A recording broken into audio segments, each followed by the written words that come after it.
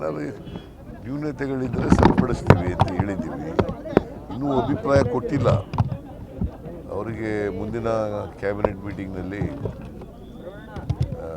ಅವರ ಅಭಿಪ್ರಾಯಗಳನ್ನು ಹೇಳಿ ಅಂತ ಹೇಳಿದ್ದೀವಿ. ಅವರ ಅಭಿಪ್ರಾಯಗಳು ಹೇಳಿದ ಮೇಲೆ ಈ ಕ್ಯಾಬಿನೆಟ್ ಮುಂದೆ ತಗೊಬಂದು ವಿಲ್ ಟೇಕ್ ಎ ಡಿಸಿಷನ್. 84ರ ಸಮೀಕ್ಷೆಯಲ್ಲಿ ಇದ್ದಂಥ ಇದಕ್ಕೂ ವಿಚಾರಕ್ಕೂ ಈಗ ಭಾಳ ವ್ಯತ್ಯಾಸಗಳು ಕಾಣಿಸ್ತಾ ಇದೆ. ಮುಸ್ಲಿಮರು 90% ಹೆಚ್ಚಿಗೆ ಆಗಿದೆ, ಅದರಲ್ಲಿ ಲಿಂಗಾಯತರ ಜನಸಂಖ್ಯೆಯಲ್ಲಿ 8% ಮಾತ್ರ ಏರಿಕೆ ಆಗಿದೆ. ನೋಡಯ್ಯ, ಇದು ಜನಸಂಖ್ಯೆ ಕಡಿಮೆ ಆಗಿದೆ ಹೆಚ್ಚಾಗಿದೆ ಅನ್ನೋದು ಸರ್ವೆನಲ್ಲಿ ಗೊತ್ತಾಗೋದು. ಗೊತ್ತಾಯ್ತಾ?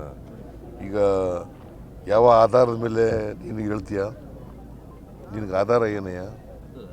ಅಲ್ಲ, ನಿನಗೇನು ಆಧಾರ? 84ರಲ್ಲಿ ಏನಾಗಿತ್ತು? ಗಣತಿ ಆಗಿತ್ತಾ? ಯಾರು ಹೇಳಿರೋದು? ಬಿಜೆಪಿಯವರು ಹೇಳ್ತಾರೆ ಅಂತಲ್ಲ. ಬಿಜೆಪಿಯವರು ಜಯಪ್ರಕಾಶ್ ಹೆಗಡೆ ಮಾಡಿದ್ದವ್ರು ಯಾರು? ಯಾವ ಪಾರ್ಟಿಯವರಯ್ಯ? ನಿನಗೆ ಗೊತ್ತಾ ಜಯಪ್ರಕಾಶ್ ಹೆಗಡೆ ಅಂತ ಯಾರು ಅಂತ? ಹಾಂ, ಮತ್ತು ಅವರೇ ಕೊಟ್ಟಿರೋದಲ್ಲ ವರದಿ. ಮೆಂಬರ್ಗಳು ಅವರೇ. ಹಾಂ, ಅವರೇ ಮೆಂಬರ್ಗಳು, ಅವರೇ ವರದಿ ಕೊಟ್ಟಿರೋದಲ್ಲಪ್ಪ. ಬಿ ಜೆ ಪಿಯವ್ರಿಗೆ what moral right they have? ಅವರು ಅಪಾಯಿಂಟ್ ಮಾಡಿದಂಥ ಅಧ್ಯಕ್ಷನೇ ಕೊಟ್ಟಿರ್ತಕ್ಕಂಥ ರಿಪೋರ್ಟ್. ಗೊತ್ತಾಯ್ತಾ? ಕಾಂತರಾಜು ಕೊಟ್ಟಿರ್ತಕ್ಕಂಥ ಅಂಕಿಅಂಶಗಳ ಆಧಾರದ ಮೇಲೆ ಇವರು ಶಿಫಾರಸು ಮಾಡಿದ್ದಾರೆ ಅಲ್ವಾ? ನೋಡೋಣ, ಮಿನಿಸ್ಟ್ರಿಗಳೆಲ್ಲ ಅವರು ಅಭಿಪ್ರಾಯ ಹೇಳಲಿ, ಆಮೇಲೆ ಕ್ಯಾಬಿನೆಟ್ನ ಮುಂದೆ ಇಟ್ಟು will take A decision. Sir, ಬೆಂಗಳೂರಿನಲ್ಲಿ ವಿಂಗ್ ಕಮಾಂಡರ್ ಒಬ್ಬ ಯುವಕರ ಮೇಲೆ ಹಲ್ಲೆ ಮಾಡಿದ್ದಾನೆ, ಜೊತೆಗೆ ಕನ್ನಡಿಗರ ಮೇಲೆ ಕೆಟ್ಟದಾಗಿ ಬಿಂಬಿಸುವಂಥ ಪ್ರಯತ್ನಗಳು ಕೂಡ ಆಗಿದೆ. ಭಾಷಾ ವಿಚಾರದಲ್ಲಿ ಅದಕ್ಕೆ ಕಾನೂನು ರೀತಿ ಕ್ರಮ ತಗೊಳ್ಳಿ ಅಂತ ಹೇಳಿದ್ದೀನಿ ನಾನು.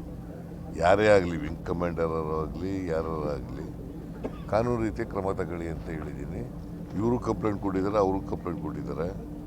ಗೊತ್ತಾಯ್ತಾ? ಅದರಿಂದ ಕಾನೂನು ರೀತಿ ಕ್ರಮ ತಗೊಳ್ಳಿ ಅಂತ ಹೇಳಿದ್ದೀನಿ. ಭಾಷಾ ವಿಚಾರದಲ್ಲಿ ನಿರಂತರವಾಗಿ ದಬ್ಬಾಳಿಕೆ ನಡೀತಾ ಇದೆ ಅಂತ. ನೋಡಪ್ಪ, ಭಾಷೆ ಹಿಂದಿ ಏರಿಕೆಗೆ ನಾವು ಬಿಡಲ್ಲ. ಹಿಂದಿ ಭಾಷೆನ ಕೇಂದ್ರ ಸರ್ಕಾರ ಮಾಡಿದ್ರೆ ನಾವು ಅದಕ್ಕೆ ವಿರೋಧ ಮಾಡ್ತೀವಿ, ಒಪ್ಪಲ್ಲ ಅಂತ ಹೇಳಿದ್ದೀವಿ. That is our stand, state government stand. ದ್ವಿಭಾಷಾ ನೀತಿ ತಂದಿದ್ದೀವಲ್ಲ ಈಗಾಗಲೇ. ತರ್ತೀರ ಅಂತಲ್ಲ, ಈಗಾಗಲೇ ದ್ವಿಭಾಷಾ ನೀತಿ ಇದೆ. ಮಾತೃಭಾಷೆ ಮತ್ತು ಇಂಗ್ಲೀಷ್ ಭಾಷೆ ಇದೆ. ಹಿಂದಿನೂ ಕಲಿಯೋ ಅವಕಾಶ ಇದೆ. ಅದಕ್ಕೆ ಕೇವಲ ಇಂಗ್ಲೀಷ್ ಮತ್ತು ಕನ್ನಡ ಮಾತ್ರ? ಯಾವುದು? ಹಿಂದಿನೂ ಅವಕಾಶ ಇದೆಯಲ್ಲ ಅಂತ. ಇಲ್ಲಿ ಹಿಂದಿ ಎಲ್ಲಿದೆ? ಹಿಂದಿ ಅವಕಾಶ ಇದೆ, ಆ ಕಾರಣಕ್ಕೋಸ್ಕರ ಈ ರೀತಿ. ನಾನು ತ್ರಿಭಾಷಾ ಸೂತ್ರ ಇಲ್ಲ. ನಾವು ಕನ್ನಡ ಮತ್ತು ಇಂಗ್ಲೀಷ್ ಅಷ್ಟೇ ಕಲಿಸೋದು. ಸರ್, KPSC ಏನಾಯ್ತು ಸರ್? ಪಾದಯಾತ್ರೆ ಮಾಡ್ಲಿಕ್ಕೆ ಅಂತ ಹೊರಟಿದ್ದಾರೆ. ಸೆಷನ್ ಕೂಡ ಬಹಳ ಚರ್ಚೆ ಆಗಿತ್ತು. ಯಾರು? KPSC public service commission. ಹಾಂ, ಏನು ಈಗ ಅದು ಇದ್ರ ಎಕ್ಸಾಮ್ ವಿಚಾರವಾಗಿ ಕೋರ್ಟ್ಗೆ ಹೋಗಿದೆಯಲ್ಲಪ್ಪ ಅದು. ಈಗ ಅವ್ರು ಪಾದಯಾತ್ರೆ ಮಾಡ್ಲಿಕ್ಕೆ ಮುಂದಾಗಿದ್ದಾರೆ. ಯಾರು? ಈಗ ಏನು ಅಭ್ಯರ್ಥಿಗಳು ಯಾರೇ ಪಾದಯಾತ್ರೆ ಮಾಡ್ತಾರೆ ಅವರು? ನೀವು ಸುಮ್ಮನೆ ಏನು ಅರ್ಧಂಬರ್ಧ ತಿಳ್ಕೊಂಡು ಪ್ರಶ್ನೆ ಕೇಳ್ಬಿಟ್ರೆ ಸರಿ, ಪೂರ್ಣ ತಿಳ್ಕೊಂಡು ಕೇಳಿ ಪ್ರಶ್ನೆ. ಜನ ಇದ್ದಾರೆ.